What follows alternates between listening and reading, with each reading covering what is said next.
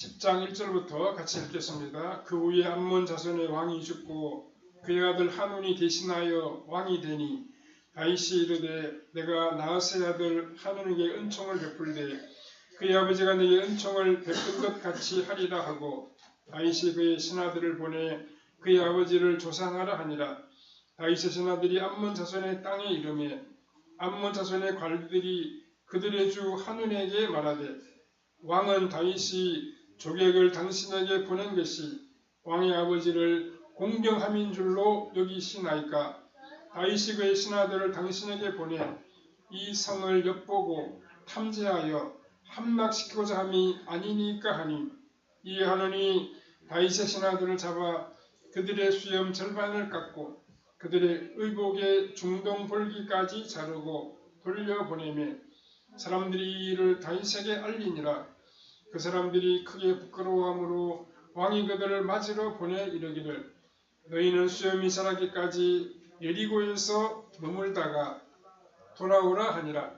암몬 자손들이 자기들이 다윗에게 미움이 된 줄 알고 암몬 자손들이 사람을 보내 벨롭 아람 사람과 소바 아람 사람의 보병 2만 명과 마아가 왕과 그의 사람 1000명과 돕 사람 12,000명을 고용한지라.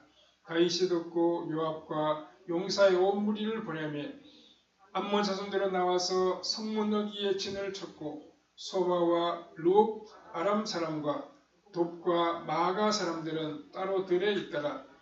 요압이 자기와 맞서 앞뒤에 친 적진을 보고 이스라엘의 선발한 자 중에서 또 음선하여 아람 사람과 싸우려고 진치고 그 백성의 남은 자를 그하고 아비새의 수하에 맡겨 암몬 자손과 싸우려고 진치게 하고 이르되 만일 아람 사람이 나보다 강하면 내가 나를 돕고 만일 암몬 사람이 너보다 강하면 내가 가서 너를 도우리라. 너는 담대하라. 우리가 우리 백성과 우리 하나님의 성읍들을 위하여 담대히 하자. 여호와께서 선히 여기시는 대로 행하시기를 원하노라 하고 요압과 그와 함께한 백성이 아람 사람들을 대항하여 싸우려고 나아가니 그들이 그 앞에서 도망하고 암몬 자손은 아람 사람이 도망함을 보고 그들도 아비새 앞에서 도망하여 성읍으로 들어간지라. 요압이 암몬 자손을 떠나 예루살렘으로 돌아가니라. 아람 사람이 자기가 이스라엘 앞에서 패하였음을 보고 다 모임에 하다데셀이 사람을 보내 강 건너쪽에 있는 아람 사람들을 불러내매 그들이 헬람에 이르니 하다데셀의 군사령관 소박이 그들을 거느린지라. 어떤 사람이 다윗에게 알림에 그가 온 이스라엘을 모으고 요단을 건너 헬람에 이르매 아람 사람들이 다윗을 향하여 진을 치고 더불어 싸우더니 아람 사람이 이스라엘 앞에서 도망한지라.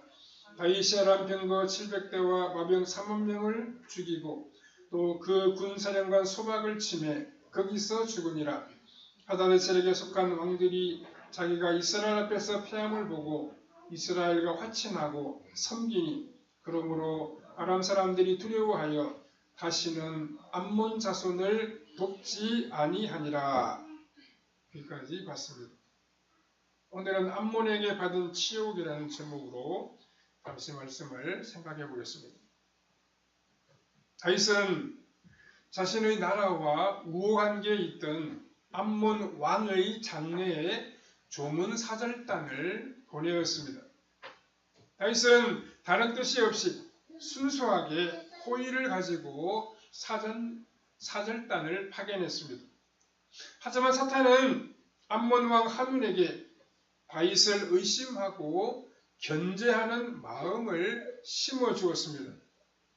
결국 다윗이 보낸 조문 사절단은 크게 치욕을 당하게 되었고 이 일로 말미암아 큰 전쟁이 발생하게 되었습니다.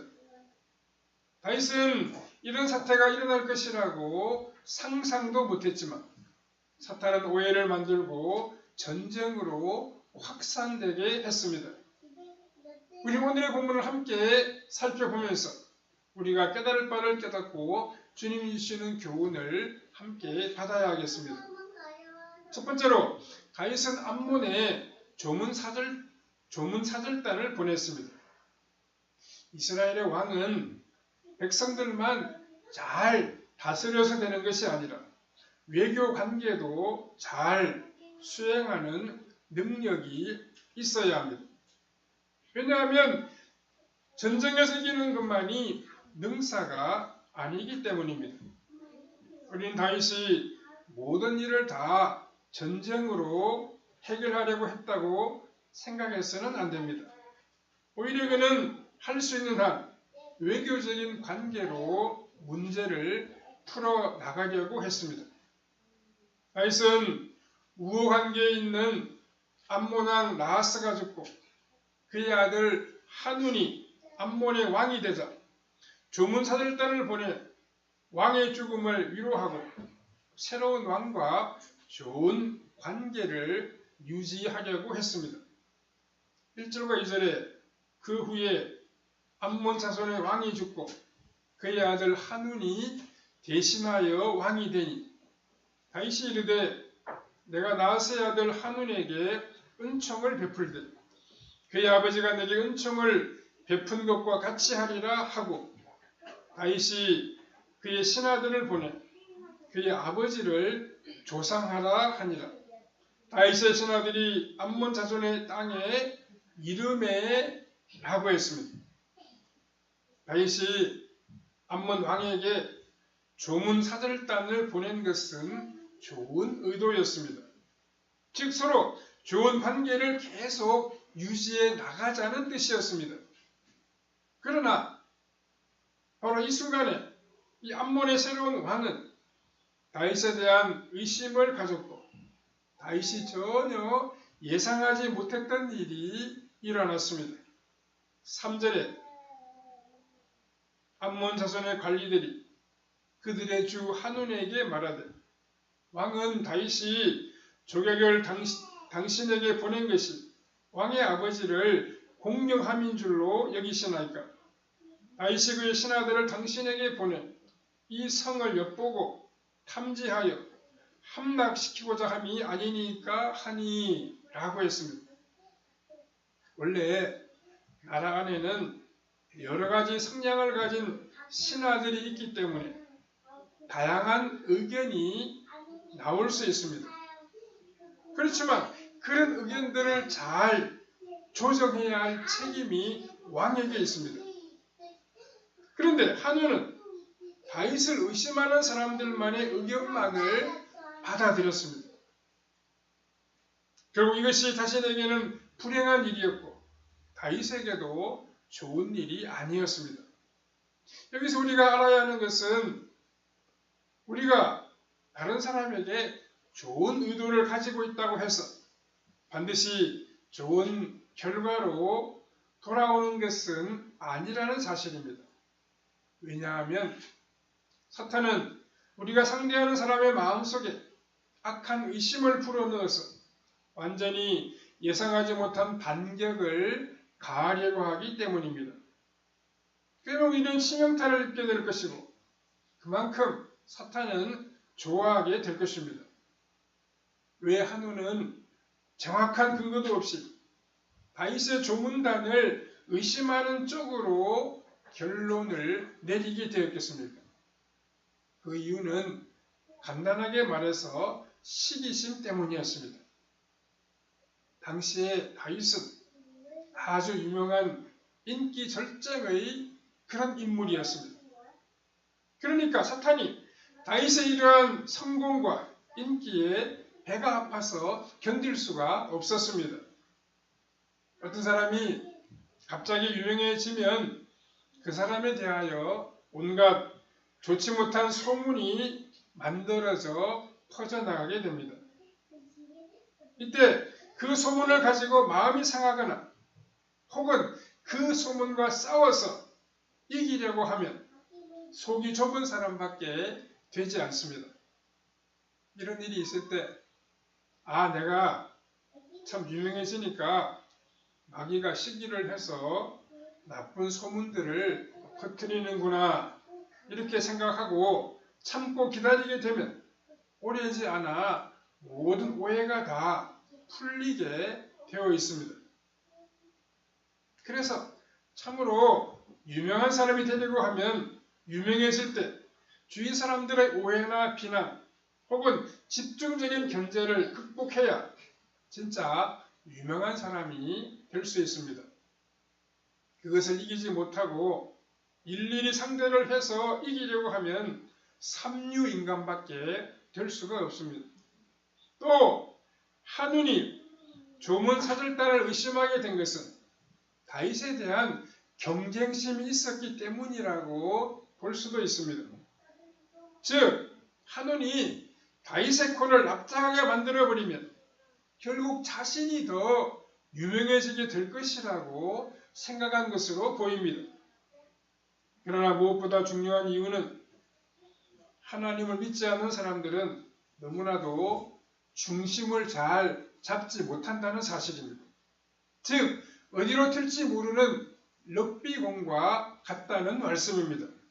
그래서 우리는 믿지 않는 사람들에 대해서는 언제든지 사탄이 충동질을 하면 적대적으로 변할 수 있다는 사실을 생각하고 너무 크게 기대를 하지 않는 것이 필요합니다. 아마도 죽은 암몬 왕을 조문하기 위하여 여러 나라에서 조문단이 왔을 것인데 이 젊은 한운 왕은 그런 조문단 앞에서 자신이 다윗의 신하들에게 창피를 주면 자신의 위상이 올라갈 것이라고 생각한 것 같습니다.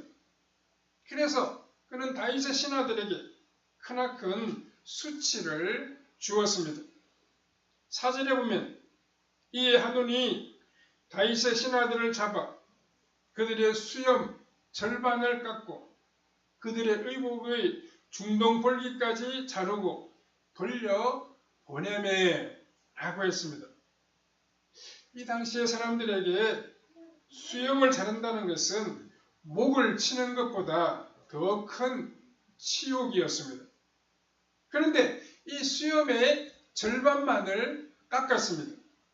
그리고 옷을 미니스커트식으로 잘라버리고 말았습니다. 당시의 사람들은 속옷을 입지 않았기 때문에 겉옷을 짧게 자른다는 것은 하체를 거의 다 드러내어 놓는 것이 되었습니다. 모든 것이 반이었습니다. 수염도 반만 깎았고 옷도 반만 잘랐습니다.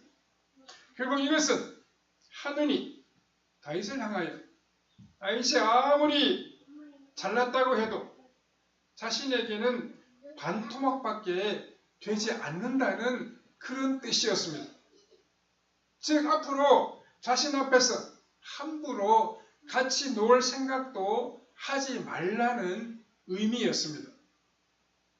이럴 때 다윗의 태도가 대단히 어렵게 됩니다. 이 정도의 치욕을 당하고 참고 있어야 할지 아니면 보복해야 할지 결정하기가 쉽지 아니했습니다. 5절에 사람들이 이 일을 다윗에게 알리니라.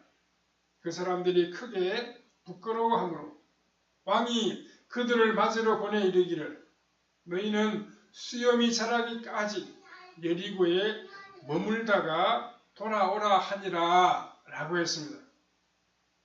우리 같으면 좋은 의도로 선물과 사람을 보내었는데 무지막지한 모욕으로 돌아왔을 때 어떻게 해야 하겠습니까?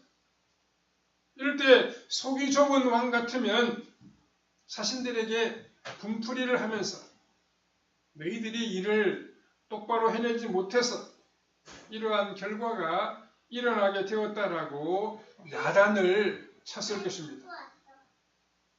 그러나 다윗은 그렇게 속이 좁은 사람이 아니었습니다. 오히려 크게 부끄러워하고 있는 신하들을 배려하여 여리고에서 수염이 자라기까지 머물도록 그렇게 조치를 내렸습니다. 다윗은 참으로 신중했습니다. 일단 왕이 바뀜으로 암몬과의 우호 관계는 이제 끝나버리고 말았습니다. 다윗은 우선 참고 기다렸습니다.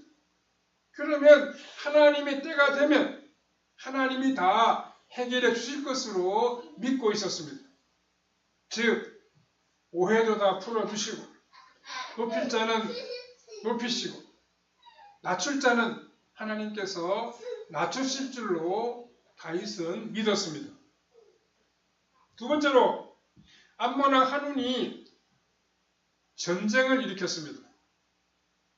한운이 신중한 사람이었다고 하면 다윗이 어떤 인물인지 충분히 생각했어야 합니다.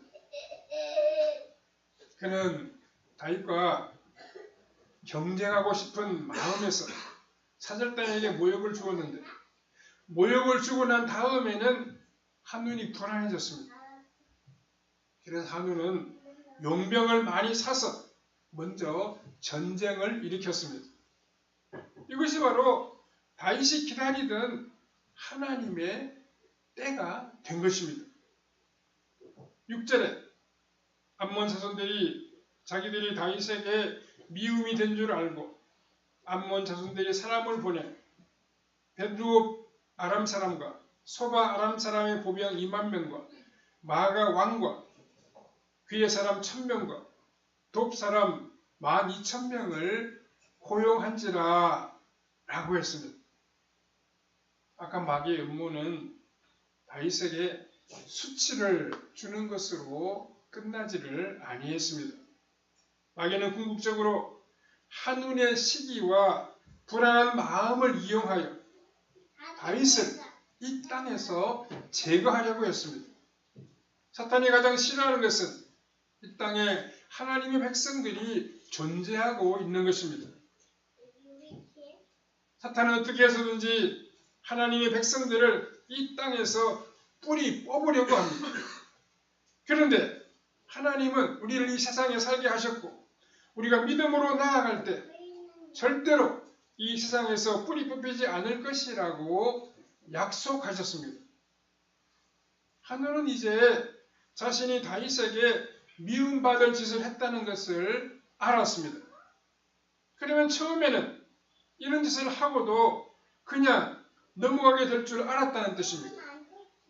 아마 하눈이 처음 다윗의 신하들을 모욕할 때 일종의 우쭐하는 그런 마음이 있었을 것입니다. 그런데 이를 저질러 놓고 보니까 이것이 예산 일이 아니었습니다. 그래서 하눈은 자신이 한 짓 때문에 겁이 나서 다윗은 가만히 있는데 여기저기서 돈을 주고 용병들을 불러들여서 전쟁을 일으키게 되었습니다. 이것이 바로 믿음이 없는 사람들이 하는 일입니다.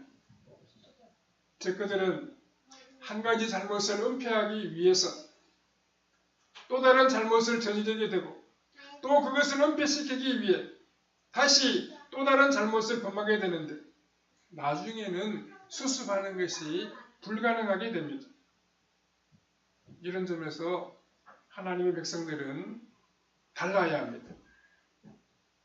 하나님의 백성들도 인간이기 때문에 때로는 거짓말도 하고 죄를 범하기도 합니다. 그러나 이것을 은폐하지 않고 그대로 하나님 앞에 고백해야 되는 것입니다. 만일 한눈이 믿음이 있었다라고 하면 한 번은 사람들 앞에서 우쭐한 생각으로 다윗의 신하들에게 수치를 주었다고 하더라도 금방 잘못을 깨닫고 평화사절단을 보내야 했습니다. 한눈이 내가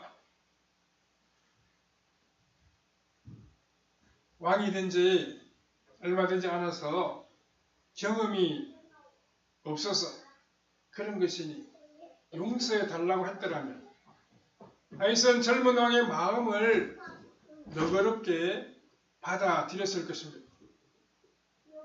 그렇게 했다면 말 한마디로 돈을 전략하고 전쟁도 막을 수 있었을 텐데 불쌍한 한눈은 한 번 잘못한 것 때문에 많은 돈을 들이게 되었고 결국 망하는 길로 가게 되었습니다. 세 번째로 요압은 암몬과의 전쟁을 치렀습니다. 다윗은 암몬이 전쟁을 일으켰다는 말을 듣고 자신이 직접 나가지 아니하고 요압 장군을 보냈습니다. 다윗은 이 전쟁이 자신이 직접 나갈 만큼 중요한 전쟁이 아니라고 여긴 것입니다. 즉 젊은 왕이 자존심 때문에 일으킨 전쟁인데 사생결단하고 싸울 만한 그런 성격이 되지 못한다고 본 것입니다. 그런데 이 전쟁터에서 요압 장군은 대단한 어려움에 처하게 됩니다. 이것은 이스라엘 군대가 양쪽에서 공격을 받게 되었기 때문입니다. 9절과 10절에 요압이 자기와 맞서 앞뒤에 친 적진을 보고 이스라엘의 선발한 자 중에서 또 엄선하여 아람 사람과 싸우려고 진치고 그 백성의 남은 자를 그 아우 아비새의 수하에 맡겨 암몬 자손과 싸우려고 진치게 하고 라고 했습니다. 다윗은 요압을 전쟁터에 가게 했지만 구체적인 작전은 요압이 알아서 할 수밖에 없었습니다. 그런데 이스라엘을 가운데 두고 아람과 암몬이 양쪽에 있었습니다. 요압은 지금 저기 양쪽에 있는데 과연 어느 쪽을 먼저 막아야 할지를 생각했습니다. 이때 요압은 아람 군대 용병 쪽을 먼저 쳐야 한다는 결론을 내렸습니다. 이것은 누가 시킨 것도 아니었고 그냥 요압이 그렇게 판단을 했습니다. 요압은 반대로 암몬을 먼저 치려고 계획할 수도 있었습니다. 그러나 아마 어느 쪽을 먼저 쳤더라도 하나님은 이스라엘 백성들을 이기게 하셨을 것입니다. 요압은 일단 자신의 계획대로 최선을 다하여 아람 군대를 치는 사람을 군대를 뽑은 자 중에서 다시 뽑은 최정예 부대로 배치했습니다. 그는 자신의 쪽에 있는 적은 수의 정예 부대를 배치하고 동생 아비새에게는 정예 부대는 아니지만 많은 숫자의 병사들을 맡겼습니다. 이것은 요압의 속임수였습니다. 즉 암몬 쪽에 주력 부대를 배치하는 것처럼 하면서 실제로는 아람 사람들을 먼저 공격하는 그러한 전략이었습니다. 그러나 그 어떤 방법을 사용하더라도 중요한 것은 하나님의 도우심인 것을 잊지 아니했습니다. 12절에 너는 담대하라. 우리가 우리 백성과 우리 하나님의 성읍들을 위하여 담대히 하자. 여호와께서 선히 여기시는 대로 행하시기를 원하노라 하고 라고 했습니다. 이 세상에서 쉬운 전쟁은 없습니다. 모든 전쟁은 다 큰 위험을 내포하고 있습니다. 그럼에도 불구하고 하나님의 백성들이 믿음으로 최선을 다할 때 승리하게 되는 것입니다. 즉 요압이 아람 군대를 쳐서 이기니까 암몬 군대도 자기 성으로 돌아가 버렸고 결국 이스라엘 군대는 전쟁을 끝내지 아니하고 예루살렘으로 가게 됩니다. 이것은 다윗이 아직 암몬을 완전히 멸망시키겠다고 생각하지 않았다는 것입니다. 다윗은 암몬의 전쟁을 막은 것으로 1차적인 목적은 달성했다고 생각했습니다. 다윗이 이렇게 과욕을 부리지 않은 것이 큰 다행이었습니다.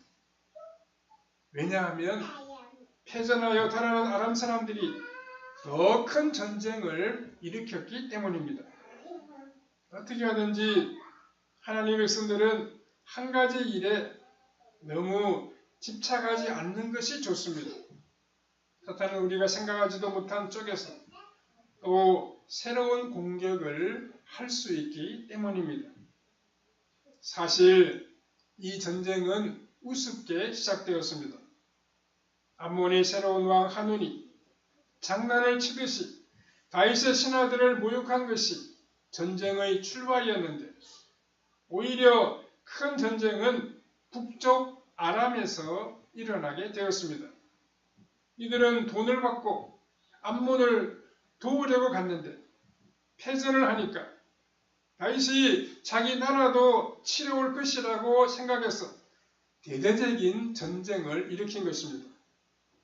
15절 16절에 아람 사람이 자기가 이스라엘 앞에서 패하였음을 보고 다 모이며 하다데셀이 사람을 보내 강 건너쪽에 있는 아람 사람들을 불러내며 그들이 헬람에 이르니 하다데셀의 군사장관 소박이 그들을 거느린지라 라고 했습니다.